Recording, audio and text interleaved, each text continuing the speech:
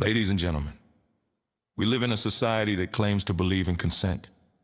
We teach our sons and daughters that no means no, and that coercion has no place in intimacy.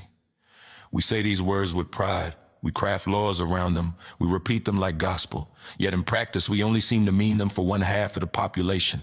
Because when a man says no, when a man hesitates, when a man is not aroused, the society laughs, mocks, shames, and pressures him, and in the most intimate space of all, the bedroom, we have normalized something we would never tolerate in reverse. A woman could say to a man, "Take this pill.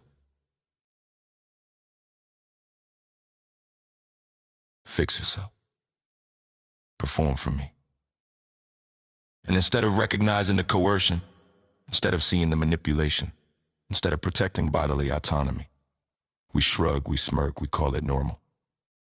But let's strip away the double standards and speak plainly. If a woman is pressured to override her body with medication to have sex she is not prepared to consent to, we call it coercion. We call it assault. We call it rape. If a man is pressured to override his body with medication to have sex he is not prepared to consent to, we call it what? A joke? A punchline? A man's duty? No. We must call it what it is. It is coercion that invalidates consent.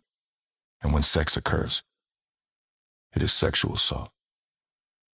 Not metaphorically, not symbolically, by the very same standards we already enforce. This is not an attack on women. This is not a dismissal of female victims.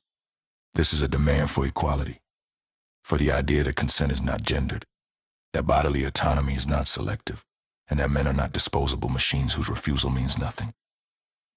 Because if we refuse to acknowledge this coercion, if we refuse to protect male consent, if we refuse to legislate what we already know is wrong, then we are admitting something monstrous.